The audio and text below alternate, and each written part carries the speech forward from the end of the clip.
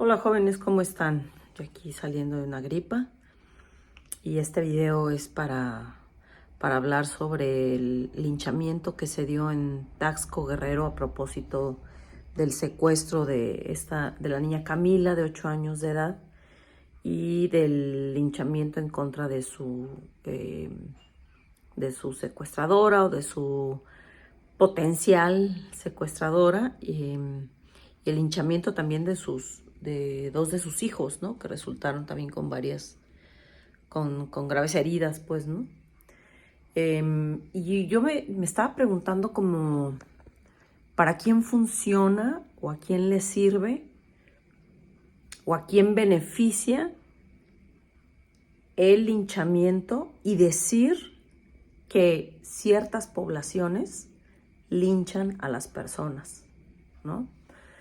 Y bueno, muchos saben, o a lo mejor no, pero los linchamientos pues no son de ahorita.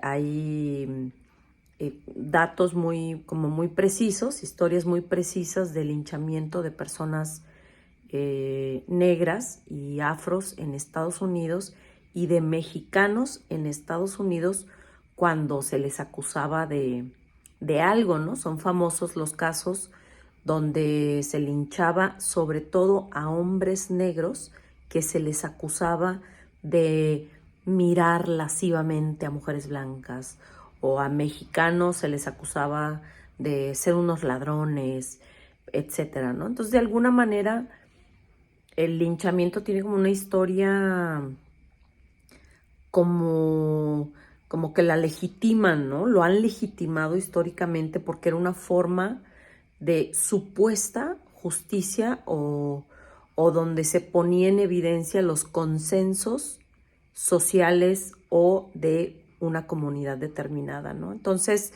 si el consenso en, no sé, siglo XIX era que las personas negras no merecían derechos, entonces se avalaba el linchamiento, se avalaba y se aprobaba que mexicanos aparecieran colgados, por ejemplo, ¿no? Entonces, de alguna manera, el linchamiento tiene esa peculiaridad de que es un termómetro que nos indica qué está pensando y por qué está pensando lo que está pensando la sociedad, o sea, cómo actuamos en colectivo, ¿no? Eso por una parte, ¿no? Entonces, una pregunta que quizá debemos hacernos es, ¿a quiénes se linchan, ¿no?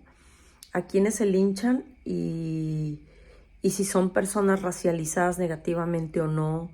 Si son personas de qué clase social, de qué género, en qué parte del país o en qué parte geográfica o cultural ocurren, ¿no? Esa es una. Y la segunda es que con todo pues la cuestión mediática del linchamiento, cómo ha servido, independientemente de las posturas antagónicas que han despertado, como que el pueblo hizo justicia por su propia mano. O sea, no es el pueblo, o sea, no es que ay, un día se levantaron, se cayeron de la cama y se golpearon la cabeza, una bola de individuos, o de mujeres y decidieron matar a alguien. O sea, no, sino que hay una historia en que los linchamientos han sido avalados por las autoridades y han sido, sí, avalados y consensuados, ¿no? De alguna manera, encubiertos por las autoridades, ¿no? Y eso por una parte, pero por otro lado, ¿a quién sirve que digan en esa comunidad linchan, en ese estado linchan, en tal situación te pueden linchar? Y si ustedes recuerdan, por ejemplo, en el sur de Estados Unidos y bueno, que hay linchamientos en muchos lados, pero en el caso, yo estoy en México, estoy en Guadalajara, Jalisco, tengo familiares, amigos, todo mexicano tenemos a un conocido o familiar viviendo en Estados Unidos y que ha pasado por situaciones de racismo. Y la gente que vive en Estados Unidos está muy consciente de estas historias, ¿no? Si bien no se cuentan en las escuelas, sí se sabe el racismo que se sabe en las comunidades chicanas, por ejemplo, el racismo que había hacia las personas mexicanas o mexicoamericanas en Estados Unidos, y también se sabe en las comunidades negras de Estados Unidos todo el racismo que ha habido, ¿no?, hacia ellas y la violencia que se ha ejercido. Entonces, cuando ocurrían estos linchamientos que ocurrían al sur de Estados Unidos o en el centro, en las áreas pobres, precarias de Estados Unidos, era donde se concentraba esta población blanca que era menos favorecida por el Estado, ¿no? El Estado benefactor, entre comillas. Entonces, esto dejaba como que, ve nomás estos brutos, ¿no? O sea, son blancos, pero son iletrados, ¿no? Son blancos, pero son campesinos. Y hay un texto muy importante, por ejemplo, de la blanquedad de las clases trabajadoras, Whiteness in the Working Class. Pueden encontrar el libro, lo pueden googlear y es bien interesante cómo se... bueno, es muy interesante muchas cosas, ¿no? Pero cómo se internaliza la opresión en personas que tienen cierto privilegio, pero no es total, ¿no? Como en el caso de los blancos pobres de Estados Unidos o en el caso de poblaciones mestizas de áreas racializadas negativamente o personas mestizas que viven en situación precaria o que no viven las mejores condiciones. Entonces, cuando ocurre este linchamiento en Taxco Guerrero por el caso del secuestro y del asesinato y del infanticidio de Camila,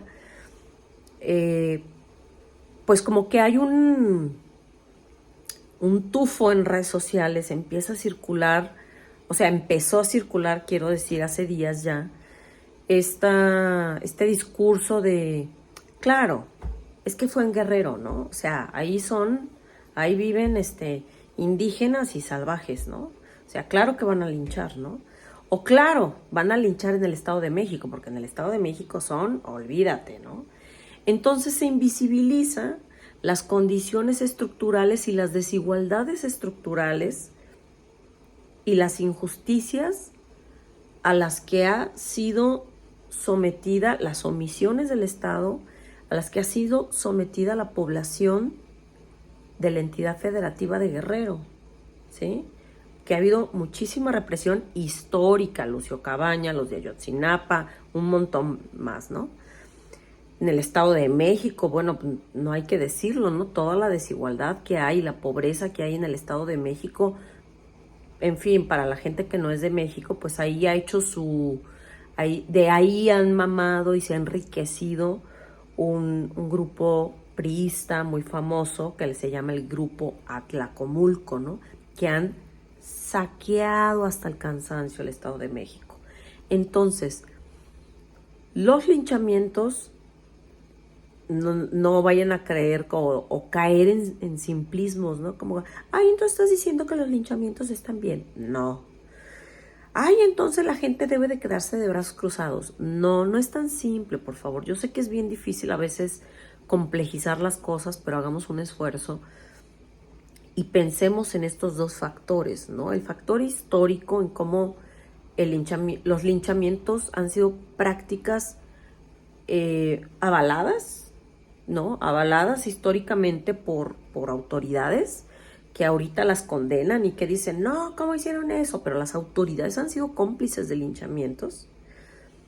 Y el segundo, cómo los linchamientos sirven para criminalizar y contribuir a estereotipos racistas de salvajes, bárbaros, de ciertas poblaciones víctimas históricas del racismo, o sea que históricamente se las han jodido, como es el sur del país o particularmente el estado de Guerrero, ¿no? O en el centro del país el Estado de México.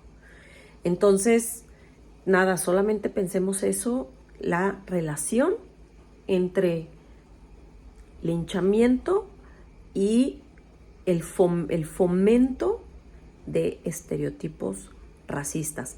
¿A quién se beneficia de eso? Bye, adiós. Espero curarme de la gripa ya. Ya dejé de fumar, digo, poquito, pero no todo, pero ya dejé.